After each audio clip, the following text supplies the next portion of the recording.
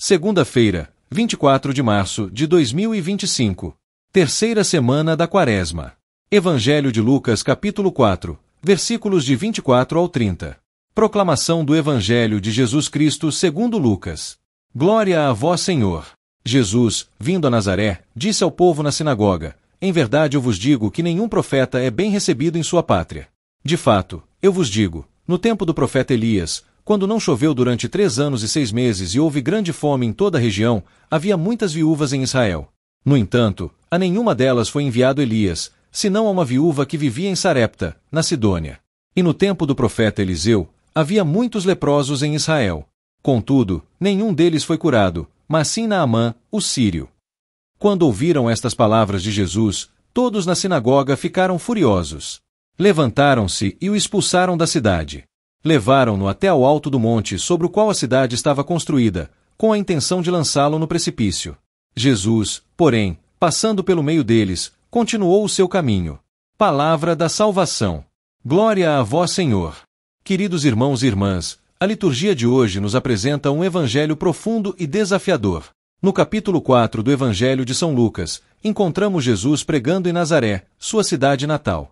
Este evangelho revela a reação de sua própria terra diante da mensagem que ele trazia e nos oferece lições poderosas sobre fé, rejeição e a missão de Jesus. O evangelho de hoje ocorre logo após o episódio em que Jesus se apresenta nas sinagogas de Nazaré e faz uma leitura profética de Isaías, onde ele afirma que veio para trazer boa nova aos pobres, proclamar a libertação aos prisioneiros, dar vista aos cegos e libertar os oprimidos. Ao iniciar o seu ministério público, o Senhor anuncia que ele é o cumprimento das promessas de Deus. Ele se apresenta como o Messias prometido. No entanto, ao ouvir essas palavras, a reação das pessoas de Nazaré não é de fé, mas de incredulidade. Como assim, aquele que cresceu entre eles, o filho de Maria e José, agora se diz o Messias? Eles não conseguem compreender essa transformação de Jesus, alguém que conheciam bem e agora se apresentava com uma autoridade e missão divina. A rejeição em Nazaré.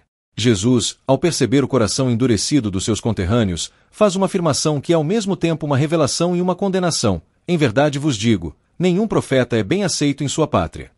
O Senhor fala com sabedoria, mostrando que a resistência à sua mensagem não vem de falta de poder ou palavra, mas de uma dureza de coração. A resistência de Nazaré a Jesus é uma metáfora da resistência que muitos enfrentam até hoje diante da palavra de Deus. A familiaridade com o Evangelho pode gerar uma falsa sensação de já conhecê-lo por completo, e a falta de abertura ao novo que ele traz pode resultar em rejeição. Isso acontece não apenas nos tempos de Jesus, mas também nas nossas vidas, quando nos deparamos com a verdade de Deus e preferimos nos fechar, achando que já sabemos tudo o que precisamos saber. Jesus, diante da dureza do coração de seus concidadãos, não se deixa desanimar. Ao contrário, ele vai além e faz uma provocação que amplia ainda mais a rejeição. Ele menciona 2 episódios do Antigo Testamento, a história de Elias e a viúva de Sarepta, e a cura de Naamã, o sírio. Ao fazer essas menções, Jesus lembra que nem Elias nem Eliseu foram enviados para os israelitas, mas para gentios, aqueles que estavam fora do povo de Israel. Essa referência, que para os judeus era um insulto, foi a gota d'água para que a multidão em Nazaré, indignada, tentasse lançá-lo de um precipício. A missão universal de Jesus. O que Jesus nos ensina neste episódio? Ele revela a universalidade de sua missão. O reino de Deus não é restrito a um povo ou nação específica. O Evangelho é para todos. Ele não veio apenas para aqueles que se acham justos ou os que se consideram dignos da graça, mas também para os que estão longe, os excluídos e até os estrangeiros. Jesus vem para todos, independentemente de seu status social ou origem. Essa é uma mensagem que ainda incomoda muitos em nossos dias, pois somos muitas vezes tentados a achar que Deus deve agir apenas dentro das nossas expectativas e limites humanos. A encarnação da palavra e a rejeição. Mas o que mais podemos aprender com essa rejeição? Primeiro, é importante reconhecer que a rejeição de Jesus não foi apenas algo do passado. Nos dias de hoje, também encontramos resistência ao Evangelho. Às vezes, essa resistência vem de dentro de nossas próprias famílias, de nossos amigos, de nossos círculos mais próximos. A resistência pode vir de pessoas que não estão dispostas a acolher a mensagem do Evangelho, seja por preconceito, orgulho ou comodidade. O que Jesus nos ensina diante disso? Não devemos desanimar. Assim como Jesus não desanimou diante da rejeição em Nazaré, nós também devemos ser perseverantes. Devemos seguir anunciando o Evangelho, não nos deixando abater pela incompreensão, pelo silêncio ou pela indiferença daqueles que não querem ouvir. A rejeição é parte da missão de cada cristão.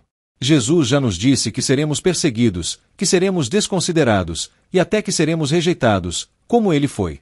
Mas a missão continua, e a luz do Evangelho deve brilhar. Quando os outros não nos ouvem, devemos continuar falando, e com o tempo, alguns serão tocados pela mensagem de salvação. A rejeição como oportunidade. Por fim, podemos olhar para a rejeição de Jesus e ver nela uma oportunidade. A rejeição do mundo não nos deve paralisar, mas deve nos fazer mais fortes. Pois Jesus nos dá a força para continuar sua obra no mundo, mesmo quando não somos compreendidos. Quando enfrentamos dificuldades em nossas vidas, seja por rejeição, incompreensão ou dificuldades externas, lembremos que o Senhor está conosco. Ele passou por isso antes de nós e nos dá coragem para seguir. Um ótimo dia a todos e que Deus abençoe.